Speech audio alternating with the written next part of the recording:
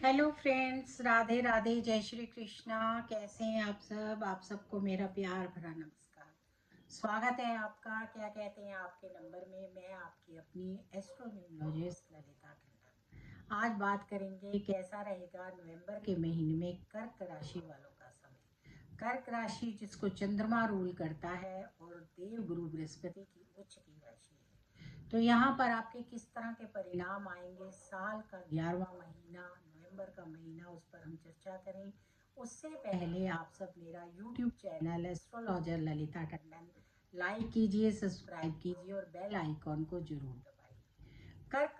कर्क राशि वालों के ग्रह गोचर में किस तरह ग्रह बैठे हुए हैं वो जान लेने से ही आप काफी हद तक समझ जाएंगे कि आपका समय कैसा रहेगा। कर्क राशि वालों के लगन में गुरु उच्च के होकर बैठे हुए हैं। और जो यहाँ पर आपके केतु हैं वो दूसरे घर में, आय के घर में बैठे हैं। शुक्र आपके तीसरे घर में बैठे हैं अपनी नीच राशि में। सूर्य आपके चौथे घर में बैठे हैं अपनी सुख के घर में, नीच की राशि में। मंगल और बुध आपके पांचवें घर में बैठे हैं, बच्चों के घर में, प्रारब्ध के घर में। और अगर राहु देखें तो आपके अष्टम घर में बैठे हैं जो शनि का घर है। और अगर शनि देखें तो धर्म के घर में बैठे हैं, यानी नौवें घर में बैठे हैं। कुल मिलाकर अगर देखा जाए तो यहाँ पर समय बहुत अच्छा है, क्योंकि गुरु की दृष्टियां पंचम, सप्तम और नौवें घर में पड़ी हैं। और गुरु लगन में उच्च के होकर बैठे हैं। तो साफ दिखता है, अगर आप अपना व्यवहार अच्छा रखेंगे, बातचीत अच्छी करेंगे, बोल चाल पर ध्यान देकर बातचीत करेंगे, तो आप अपनी कहीं ना कहीं छाप छोड़ेंगे। आपको मान सम्मान मिलेगा, यश मिलेगा। क्योंकि लगन यानी कि आप खुद गुरु आपके लगन पर बैठा है। तो अपने व्यवहार में, अपने कार्यों में, अपनी वाणी में इस तरह की आपको उपलब्धता प्राप्त होगी कि आप जो बात कहेंगे लोगों का उस पर असर होगा और आपकी वो बात पूरी होगी। तो ये समय बहुत ही मुझे अच्छा नज़र आ रहा है। अगर आप ध्यान देंगे तो यहाँ पर आप बहुत लाभ प्राप्त कर सकते हैं, इसमें कोई दो राय नहीं है। क्योंकि गुरु की स्थिति आपके यहाँ पर बहुत अच्छी है। यहाँ पर अगर हम देखें तो बाकी ग्रहों की भी स्थितियां काफी अच्छी हैं। मंगल और बुध आपके पंचम घर में बैठे हैं, प्रारब्ध के घर में बैठे हैं, धन लाभ होगा।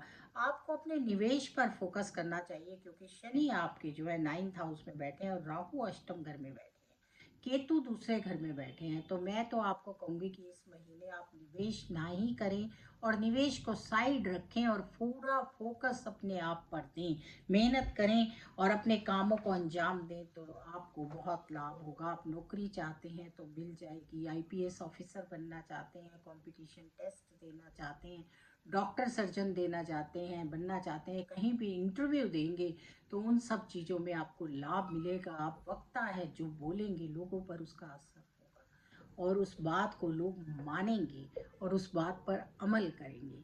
तो समय बहुत अच्छा है, समय का लाभ लीजिए। शुक्र भी तीसरे घर में बैठे हैं, यानी कि बहन भाई, छोटे बहन भाइयों के घर में बैठे हैं, परिवार के घर में बैठे हैं, कुटुंबियों के घर में बैठे हैं। तो यहाँ पर थोड़ा सा भोग पर ध्यान देना, खान पान पर ध्यान देना। बाकी बहन भाइयों के साथ आपके अच्छे संबंध रहेंगे। अगर आप यहाँ यात्रा करना चाहते हैं, क्योंकि शनि आपके धर्म के घर में बैठे हुए हैं, तो कोई धार्मिक यात्रा हो सकती है। लेकिन अगर आप यहाँ पर यात्रा करना चाहते हैं, तीसरी दृष्टि भी क्योंकि 12th हाउस में पड़ रही है, तो विदेश यात्रा भी हो सकती है। वो ऐसी स्थिति में आपको चाहिए, क्योंकि सातवीं दृष्टि भी तीसरे घर पर पड़ रही है। तो अगर आप परिवार के साथ या अकेले कहीं भी यात्रा करना चाहते हैं, तो अपनी जो भी महंगी चीज़ें हैं उन पर ध्यान रखें, क्योंकि वो चीज़ें चोरी हो सकती हैं या नुकसान हो सकता है। लेकिन अगर आप अपनी चीज़ों का ध्यान रखेंगे, आजकल तो मोबाइल्स भी बहुत महंगे आते हैं, तो अगर आप फोकस करेंगे तो फिर आपको कोई परेशानी नहीं होगी। यहाँ पर छोटे छोटे एक दो उपाय कीजिए, उससे लाभ मिलेगा। हनुमान चालीसा का पाठ कीजिए, बजरंग बाण का पाठ कीजिए। घर से बाहर जाते हुए राम जी के दर्शन करके घर से बाहर जाइए, उससे लाभ मिलेगा आपको। घर में आप दादा दादी हैं तो उनकी सेवा कीजिए और उनके चरण स्पर्श करके घर से बाहर जाइए। गुड़ का सेवन कीजिए, हो सके तो गाय माता को भी गुड़ खिलाइए और हो सके तो गुड़ की बनी हुई चीज़ें बांट दीजिए, उससे भी आपको लाभ मिलेगा। यहाँ पर सूर्य को आपने जल चढ़ाना है, सूर्य नमस्कार करना है, केसर का टीका लगाना है। अगर आप कहीं ऐसी जगह जाते हैं जहाँ आप टीका नहीं लगाने चाहते तो कान के पीछे नाभि पे या टंग पर लगा सकते हैं, इससे आपको लाभ बहुत ज़्यादा मिलने वाला है। राधे राधे, जय श्री कृष्णा। फिर मिलेंगे नई वीडियो में, तब तक के लिए आप सबको मेरा प्यार भरा नमस्कार।